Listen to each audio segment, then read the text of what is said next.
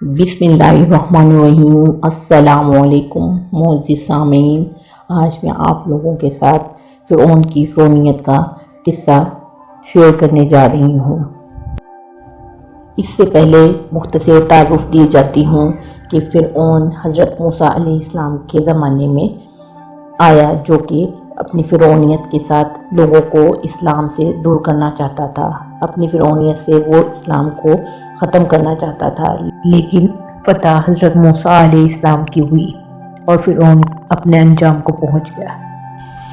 फ़िरऔन ने अपनी रोयत का महका रखा था और इन्हें यकीन दिलाया था कि माबूद और रब सिर्फ मैं ही हूँ, मेरे सिवा कोई नहीं है। इसलिए इन सब का अकीदा यही था। जब हज़रत मूसा अलैहिस्सलाम ने फरमाया कि मैं रब्बुल आलमीन का रसूल हूँ, तो उसने कहा कि रब्बुल आलमीन है क्या चीज़। मकसद यही था कि मेरे सिवा कोई रब ही नहीं है, तो जो कह रहे हैं महज गलत है। चुनांचा इसने पूछा, तुम दोनों का रब कौन है? इसके जवाब में कलीमुल्लाह ने फरमाया, जिसने हर एक की पैदाइश की है और जो सबका हादी है। यहाँ पर ये याद है कि बाज़ मुंतकियों ने यहाँ ठोकर खाई है और कहा कि फ़िरऔन का सवाल अल्लाह की माहियत से था। ये महज गलत है, इसलिए कि माहियत को तो जब पूछता जबकि पहले वजूद का कायल होता, वो तो सर से अल्लाह के वजूद का मुनकिर था। अपने इस अकीदा को ज़ाहिर करना था और एक एक को यही अकीदा घूंट घूंट कर पिला रहा था। वो इसके खिलाफ दलाइल इब्राहीम इसके सामने खुल गए थे। बस इस पर रब्बुल आलमीन कौन है? हज़रत कलीमुल्लाह ने जवाब दिया कि वो सबका खालिक है, सबका मालिक है, सब पर कादिर है, सबका माबूद है, यकता है, अकेला है, इसका कोई शरीक नहीं। आलम उल्वी आसमान और इसकी मखलूक, आलम सफरी ज़मीन और इसकी कायनात सब इसी की पैदाइश की हुई है। इनके दरमियान की चीज़ें, हवा, परिंद वगैरह सब इसके सामने पस्त और इबादत गुजार हैं। अगर तुम्हारे दिल यकीन की दौलत से खाली नहीं हुए, अगर तुम्हारी निगाहें रोशन हैं, तो रब्बुल आलमीन के ये औसाफ इसकी ज़ात के मानने के लिए काफ़ी हैं। ये सुनकर फ़िरऔन से चूंकि कोई जवाब ना बन सका, इसलिए बात का मजाक में डालने लगा। लोगों को अपने सिखाए बनाए हुए अकीदे पर जमाने के लिए इनकी तरफ देखकर कहने लगा, लो और सुनो, ये मेरे सिवा किसी और को ही अल्लाह मानता है। ताज्जुब की बात है। हज़रत मूसा इसकी बेइल्तफाती से घबराए नहीं और वजूद अल्लाह के दलाइल बयान करने शुरू कर दिए कि वह तुम सबका और पहलुओं का मालिक और परवरदिगार है। आज अगर तुम फ़िरऔन को खुदा मानते हो तो ज़रा से सोचो कि फ़िरऔन से पहले जहां वालों का खुदा कौन था। इसके वजूद से पहले आसमान और ज़मीन का वजूद था, तो इनका मौजूद कौन था? बस वही मेरा रब है, वही तो तमाम जहानों का रब है, इसका भेजा हुआ हूँ मैं हूँ। फ़िरऔन दलाइल की कुव्वत ताब ना ला सका, कोई जवाब ना बन पड़ता था। कहने लगा, इसे छोड़ो, ये तो कोई पागल आदमी है। अगर ऐसा ना होता तो मेरे सिवा दूसरे को रब क्यों मानता? कलीमुल्लाह ने फिर भी अपनी तकरीर को जारी रखा। इसके लोगों कलाम से यकसूही होकर फरमाने लगे कि सुनो, मशरिक व मगरिब का जो मालिक है वही मेरा रब है। वो सूरज, चांद, सितारे मशरिक से चढ़ाता है, मगरिब की तरफ उतारता है। अगर फ़िरऔन अपने खुदाई दावे में सच्चा है तो ज़रा एक दिन इसके खिलाफ करके दिखा दे कि मगरिब से निकले और मशरिक को ले जाए। यही बात हज़रत इब्राहीम अलैहिस्सलाम ने अपने ज़माने के बादशाह से वक्त मुनाजरा कही थी।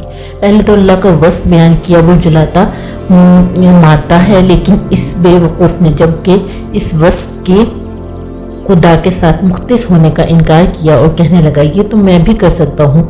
तो आपने बावजूद इसी दलील में बहुत सी गुंजाइश होने के इससे भी वाज़ेह दलील इसके सामने रखी कि अच्छा, मेरा रब मशरिक से सूरज निकालता है तो इसे मगरिब से निकाल।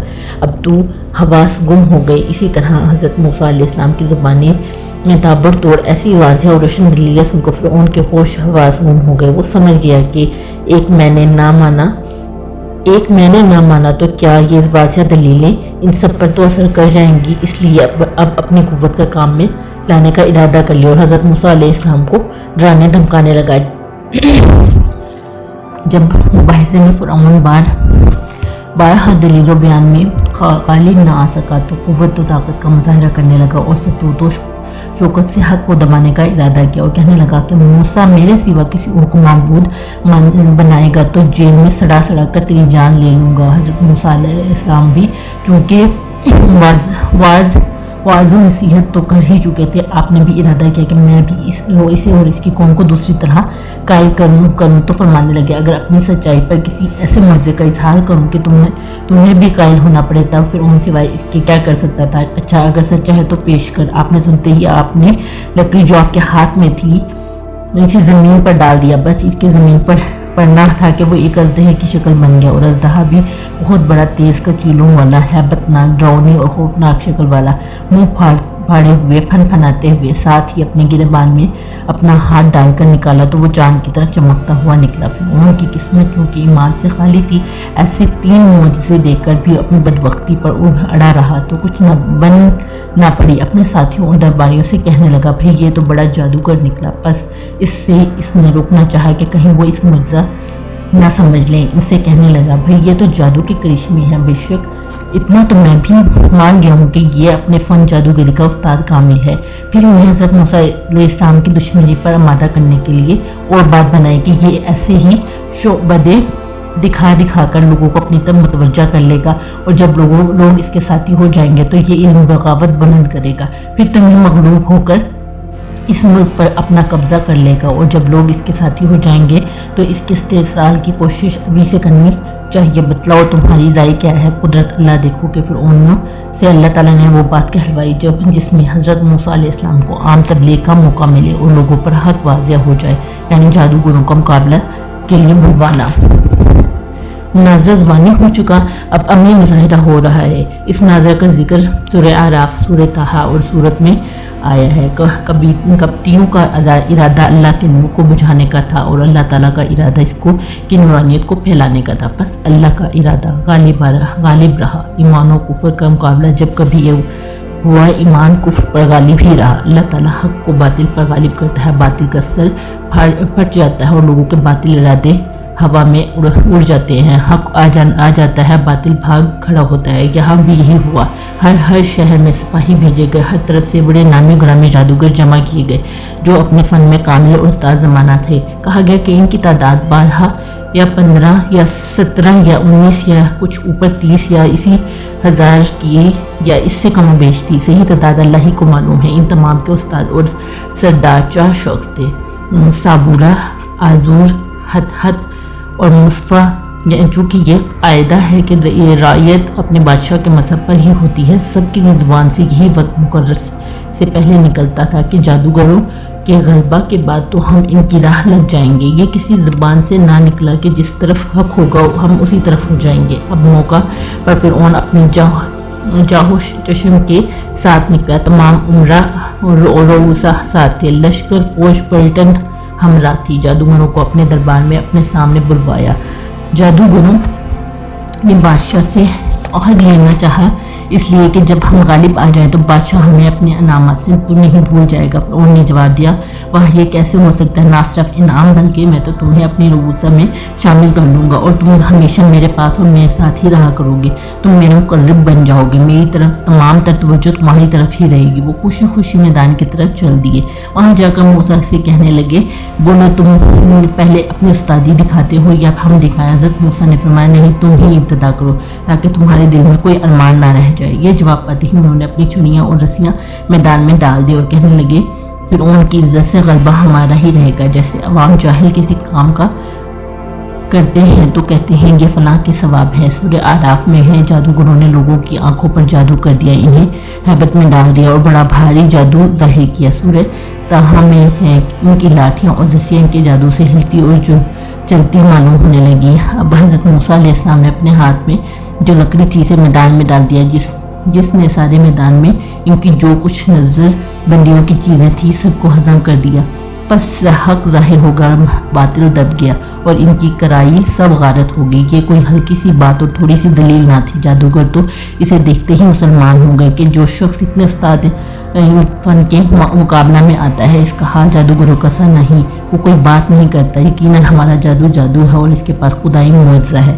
وہ تو اسی وقت وہیں کے وہیں اللہ کے سامنے سجدے میں گر گئے اور اسی مجمع میں سب کے سامنے اپنے ایمان لانے کا اعلان کیا کہ ہم رب العالمین پر ایمان لا چکے۔ پھر اپنا قول اور واضح کرنے کے لیے یہ بھی ساتھ ہی کہہ دیا کہ رب العالمین سے مراد ہمارا وہ رب ہے جسے موسیٰ علیہ السلام ہارون علیہ السلام اپنا رب کہتے ہیں۔ اتنا بڑا معجزہ، اس قدر انقلاب فرعون نے اپنی آنکھوں سے دیکھا، لیکن ملعون کی قسمت میں ایمان نہ تھا، پھر بھی آنکھیں نہ کھلی۔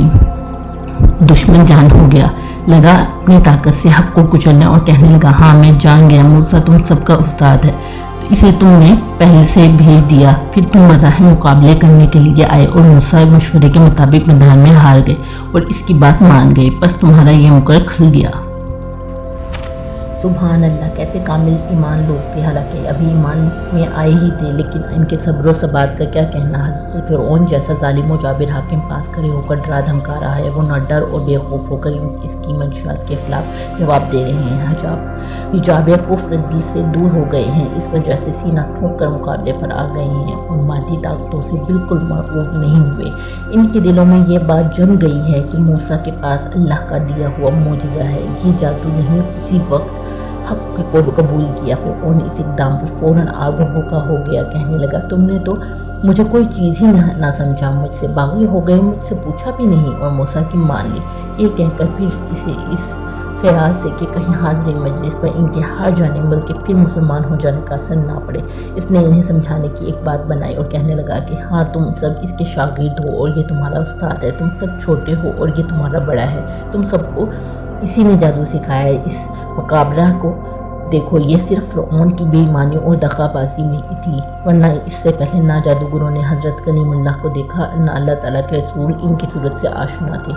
پیغمبر اللہ تو جادو جانتے ہی نہ تھے، کسی کو کیا سکھاتے۔ یہ بات کہہ کر پھر دھمکانا شروع کیا اور اپنی ظالمانہ روش پر اتر آیا، کہنے لگا میں تمہارے سب کے ہاتھ پاؤں الٹے جانب سے کاٹ دوں گا اور تمہیں پھر سولی دوں گا اور ایک کو بھی اس سزا سے نہ چھوڑوں گا۔ سب نے متفقہ طور پر جواب دیا کہ اے بادشاہ، اس میں حرج ہی کیا، تجھ سے جو ہو سکے گزر، ہمیں پرواہ نہیں، ہمیں تو اللہ تعالیٰ کی طرف لوٹ کر جانا، ہمیں اسی سے صلہ لینا ہے، جتنی تکلیف تو ہمیں دے گا اتنا اجر و ثواب ہمارے رب ہمیں عطا فرمائیں گے۔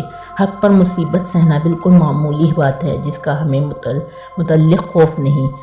ہماری تو اب یہی ایک آرزو ہے کہ ہمارا رب ہمیں ہمارے اگلے گناہوں پر پکڑ نہ کرے، جو مقابلہ تو نے ہم سے کرایا اس کی وبال ہم پر سے ہٹ جائیں، اور اس کے لیے ہمارے پاس اس کے کوئی وسیلہ نہیں کہ ہم سب سے پہلے اللہ والے بن جائیں، ایمان میں سبقت کریں۔ اس جواب پر وہ اور بھی بگڑ گیا اور ان سب کو اس نے قتل کرا دیا۔ امید کرتی ہوں آپ کو یہ ویڈیو پسند آئے گی۔ اگر یہ ویڈیو پسند آئے تو ویڈیو کو لائک، شیئر، سبسکرائب کرنا مت بھولیے گا۔ نیکسٹ آنے والی ویڈیو تک کے لیے اجازت دیجیے گا۔ اللہ حافظ، فی امان اللہ۔